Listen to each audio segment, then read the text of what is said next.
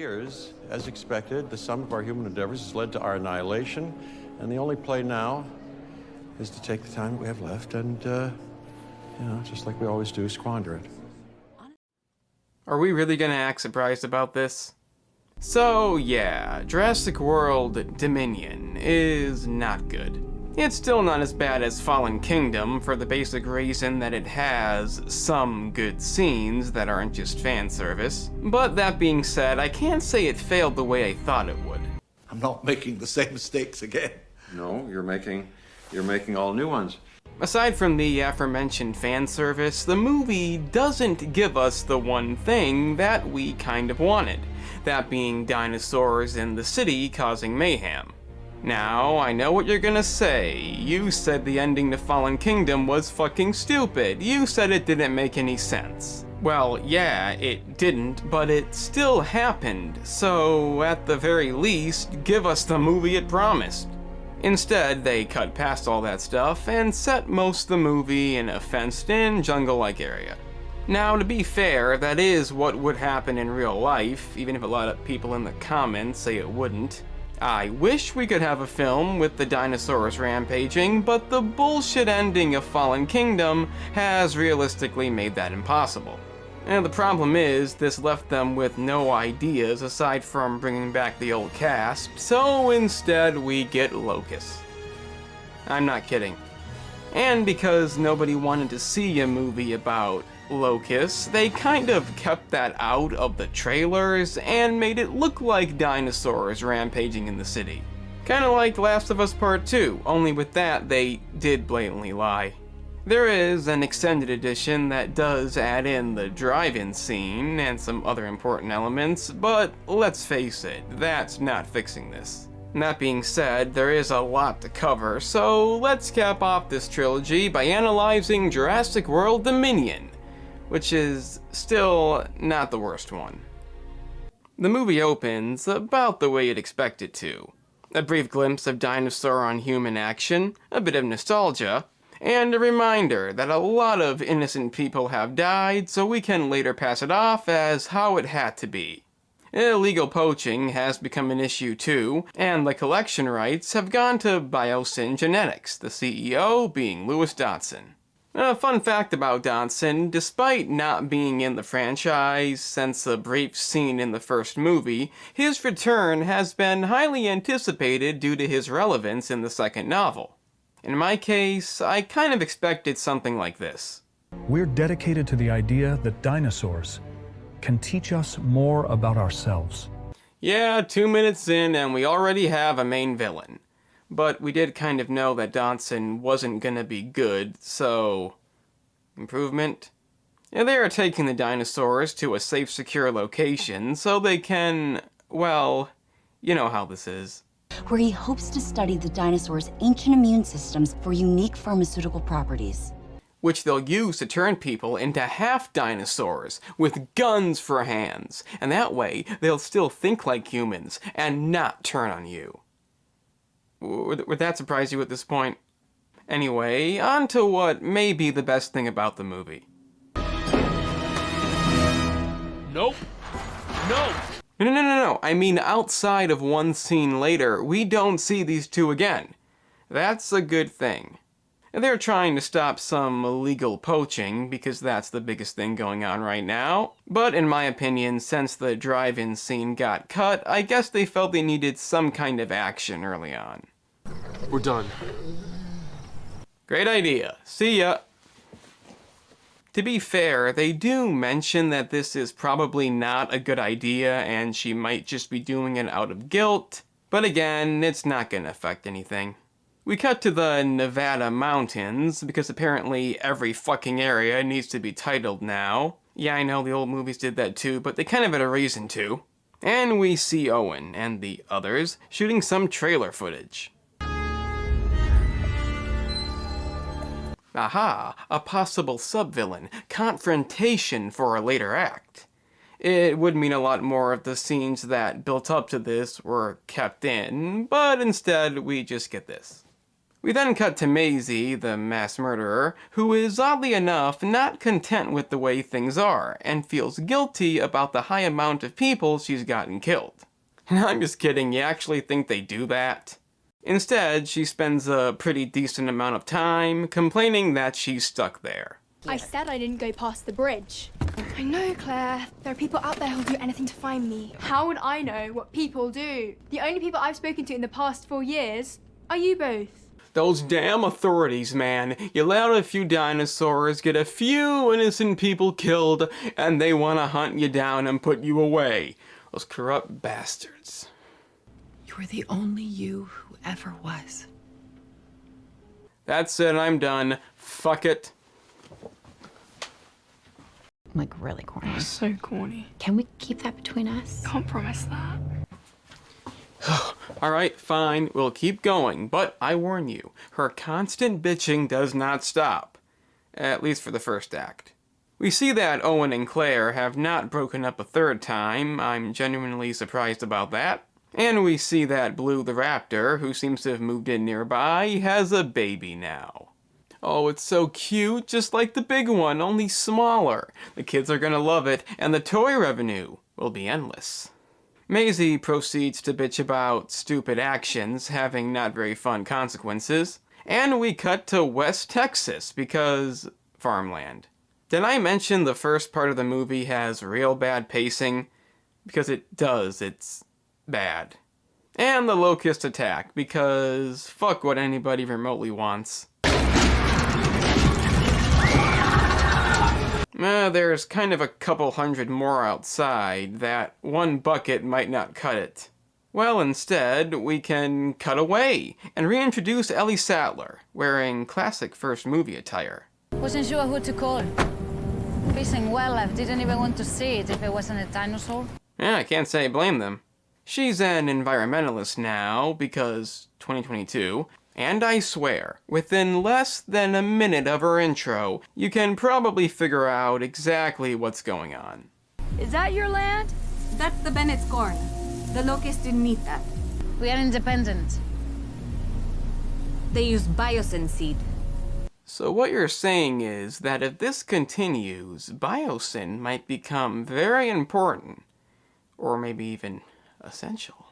Isn't that convenient? She goes to see Alan Grant in Utah, who seems to be in a bit of denial, and tells him they must go to the Biosyn Sanctuary and steal the locust DNA. They can get there via an invite from Ian Malcolm, who just so happens to be an in-house philosopher, but Alan Grant doesn't feel like doing anything. You know why I'm here? It's quiet. I'm done with all that. Are you? Okay. Because that's exactly what you want to see, one of our favorite classic characters acting like a selfish prick. Well, he agrees to go, obviously, and we cut to Pennsylvania for nothing of interest, and then back to the house, as we see Maisie is still a bitch. You can't keep me here, you're not my mother. I really feel bad for that actress. Then the poachers show up and kidnap Beta the Raptor along with Maisie because she's stupid, and dispose of the bike, proving he's the most evil of all the evil side villains. Luckily, Franklin, with the CIA's Dangerous Species Division, informs them that Maisie may have been taken to Malta, and his old friend Barry from 2 films back is leading a raid for French intelligence, so that's kinda handy. Meanwhile, Allie and Ellie arrive at the sanctuary and meet Ramsey Cole, a new character who's there, and Lewis Dodson, you know, from the first movie. On delivery, 50,000 more for each viable embryo. That's 1.5 million if you get all 15 species off the island. But that was back when villains, or soon-to-be villains, acted normal. Now they act like this. Do you have food? Like one of my bars, Harden? No, never mind. I'll find something. So, I want to do more of this, later on if we, oh. But isn't that exactly what everybody wanted? Requesting that Dodson be brought back? This must be what they had in mind. See, nobody cares. But I'll give the movie this. Jeff Goldblum has definitely not lost it. Nobody knew what to expect with genetic engineering, but they pressed the button and hoped for the best. Yep. You control the future of our survival on planet Earth. create new diseases, alter the climate even further. Unforeseen consequences occur. We must transform human consciousness. Best thing about the movie, no doubt. So while Alan argues about coffee, Ian secretly tells Ellie how to find the locust. Look for a lab marked L4. But wait, how are we ever gonna get down there? Hey, this looks so silky. May I touch this blouse by any chance? Alan is not too pleased about this, not knowing the true intention, but it is an interesting topic because, as we know, Alan and Ian have never really seen eye to eye. In fact, the one relevant scene in JP3 would have been Alan Grant saying that Ian is quote-unquote high on himself. On top of that, it's clear they both kind of have a thing for Ellie, so it'll be interesting seeing how this plays out. In fact, let's cut ahead a bit and see. Okay, so it took me to the third act to find any development, and then there wasn't really any more until the ending, so I probably shouldn't cut ahead that far just yet. On the bright side, it's Dr. Wu, who seems to be completely different in every movie, and since this is the last movie, he's now much nicer, and realizes that destroying the locust is the only option.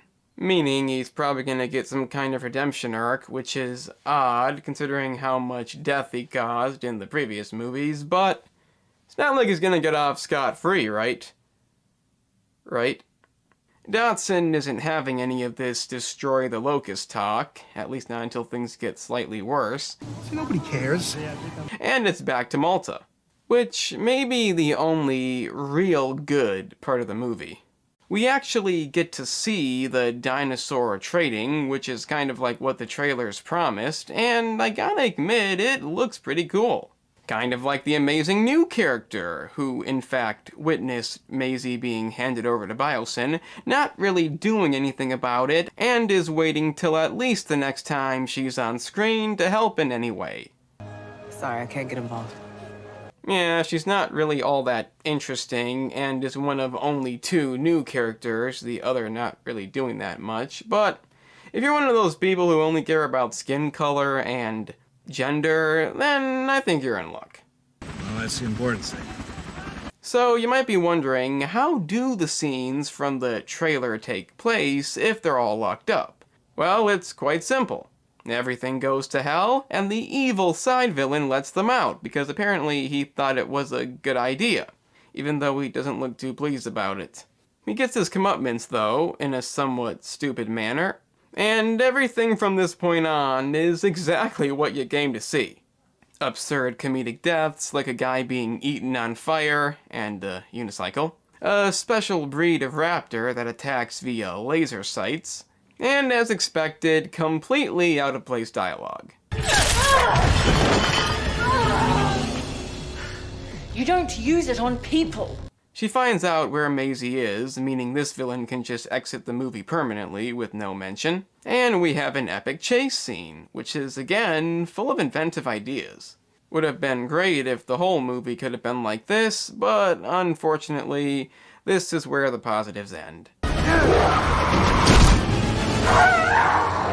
Without me, your movie sucks.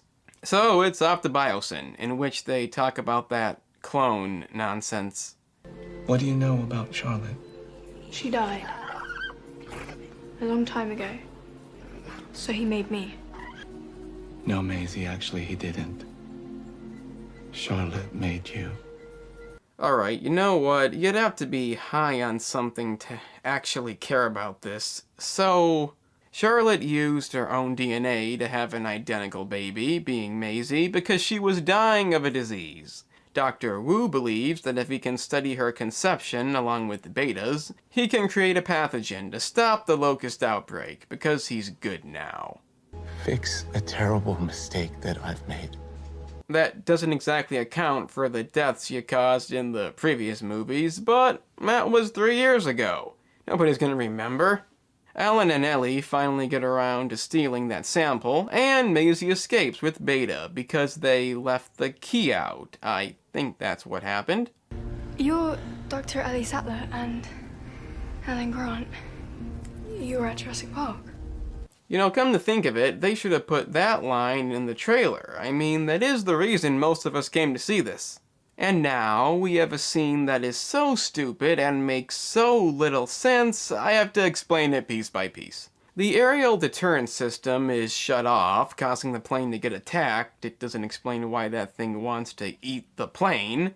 And the problem is, there's only one parachute in the back seat because she flies solo. And never even consider the possibility that she might not fly solo. That's why she put the parachute in the back seat. It's also why she built the back seat to put the parachute in. Is this a joke?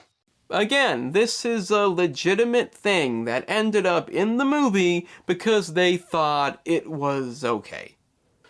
Oh, fuck, the plane. It's going down. I have to eject. What? It's in the back seat. Why the fuck is it in the back seat? Okay, listen carefully. Remember to like the video, and if you're really enjoying the content, then subscribe down below. Ramsey helps the others escape, knowing what Dodson's been doing, and Claire, in a pretty decent scene, has to outwit a blind dinosaur that might be a bit more dangerous if it wasn't blind. Keep that in mind for a bit later. The other two escape the plane that literally crashed under the ice because that just looks cooler. And we have the much anticipated feathered raptor scene, which is pretty good if you ignore basic logic, considering hypothermia and distance, but still, it's a pretty good scene. And guess what? You know that ejector seat? Well, it has a tracking device in it. This way, if she's flying solo and the plane's going down, she can climb into the back seat with the only parachute. And if she just so happens to lose the seat on the way down, then she can find it. Is this a joke? Dodson finds out what's going on because cameras are a thing. See, nobody cares. And shuts off the pod, forcing them to exit into the cave. He then fires Malcolm, and between Dodson's weird personality and Jeff Goldblum just being Jeff Goldblum, this may be the movie's most memorable scene. Oh, good. Dr. Malcolm, you are fired. See, here's how they get you. They give you so many promotions in a short period of time. He's exploiting your enchantment with these. You envision what? An evil, unbound Prometheus, so that's what I am to you? So will you rapacious rat bastard. Dodson. Yeah, between this and the stuff in Malta, it's the reason this is not the worst movie. I do kind of question why Malcolm is there to begin with, but I guess it is what it is. Ramsey sends Malcolm to rescue them from the cave, and Claire encounters the Dilophosaurus because it's kind of been 5 movies now, unless you count that hologram. Okay, it actually does make sense that it could be stopped that easily since its venom is supposed to be its main weapon, at least with Jurassic Park logic, but how the fuck did they find her? Don't know if you've noticed this, but the seat isn't there.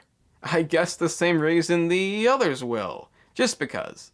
Dodson then burns the locusts out of fucking nowhere. I suppose he was out of options. See, nobody cares. And they escape, causing a wildfire. You know, to make the background look more visually impressive. Anyway, here's something the fans might like.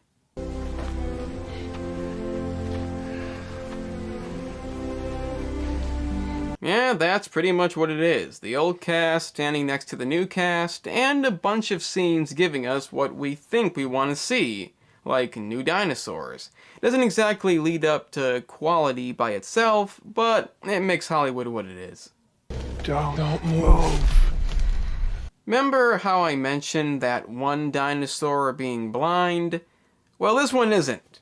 It's not blind, but I guess they really wanted to have this scene with everybody staring at it for way too long, so to rectify this, they just make it dumb as shit, allowing every one of them to climb the ladder in a scene that really looks edited.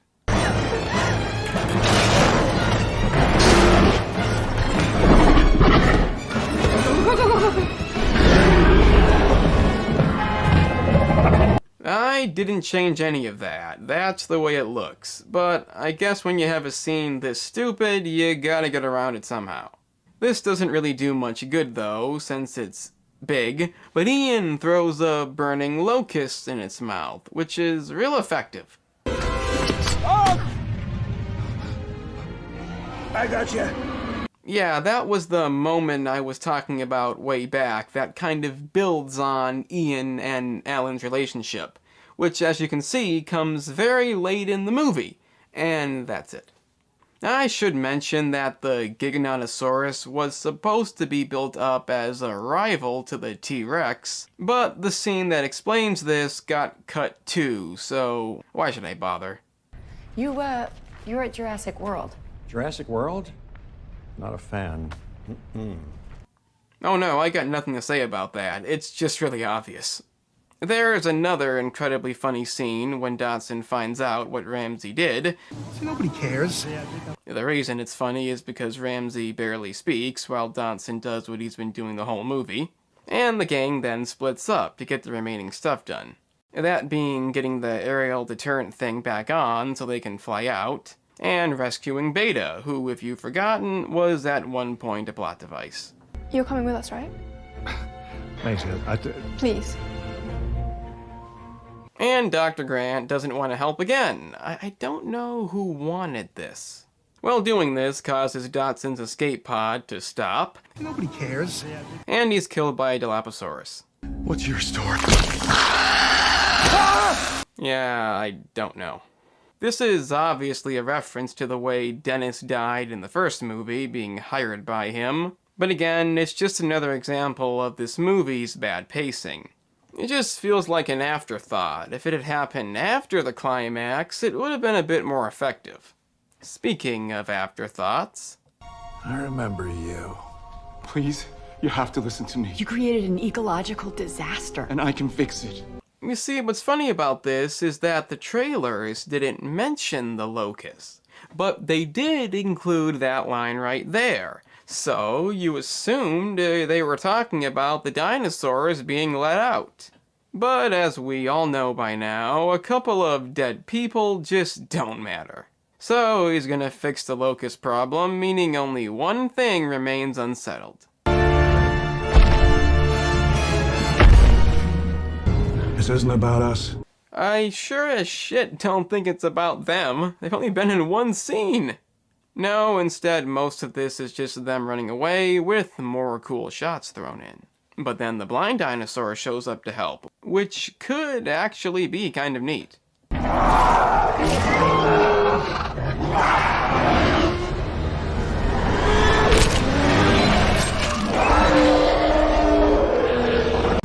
That was anticlimactic. Yeah, again, that wasn't edited. From the moment the T-Rex wakes back up, that's what happens. Are you satisfied? So, extremely happy ending. They're gonna testify against Biosyn, Ellie and Alan are finally a couple, and good friends with Ian. I'm relieved that worked out. Maisie's no longer a bitch. Dr. Wu faces no consequences. What a complete waste that was. They give the fucking raptor back to his mom, and end things off the only way they know how, by acting like the whole situation isn't that bad, and it was still the right thing to do because life, and you get the idea. So that was Jurassic World Dominion, and shit, even IGN didn't like this. I could go on about the fact that this movie didn't have dinosaurs in the city, even though that wouldn't have made any sense, but the problems here go way beyond that. I do believe it's the main reason people hate this film the most, that and the real bad pacing, but that's by no means the extent of it. Nothing about this movie feels unique or different like the end of a trilogy should. It's the same generic setting, same generic bad guys, and the same generic ending. The only difference is they brought back the original cast this time and hoped that it would get people excited. Granted, it's definitely nice having them there, but it isn't enough to fix a movie with a boring plot like this. Not only was the locust plot the most out-of-place idea in any JP movie, but it serves no purpose aside from getting two of the main characters there. The stuff with Maisie is equally stupid, and even Beta was so blatantly added for the sake of toys, as it has very little effect on the main plot. The other characters aren't that interesting either, except for obviously Jeff Goldblum, and maybe Dodson, just to see what weird stuff he might say. But aside from throwing in the old cast, they do try to impress fans by giving us the dinosaur scenes we've wanted to see, but they can only do so much. They're usually decent scenes, but as many have called it, it's just the greatest hits collection. The highlight of the movie's definitely in Malta. It gives the fans what they wanted, does it in a sensible way, and is just really fun. But as we all know, most of the movie does not meet this standard, and it's obviously not a surprise. A lot of this is improved with the deluxe edition that at least gives us the drive-in opening, along with the backstory between the T-Rex and the Giganotosaurus, but I don't know if that makes the whole movie worth watching again just for a few scenes. In the end, Dominion is terribly paced, has a dumb-as shit plot, and is easily the franchise's most boring movie. And that's actually saying something. It's kept from being the worst movie due to having at least a few good scenes, but definitely not the finale anybody wanted. But I'm not gonna lie, it is the finale I expected. I'm the analyst, and remember kids, causing a famine is a crime, and is punishable by time in prison, even if you do stop it. So, you made it to the end, an impressive feat indeed. Since you managed that, consider checking out the gaming channel, in which I cover a variety of gaming topics, like in-depth gameplay, and analysis videos like this one. If you want to see that, then press the link in the description. It's that simple.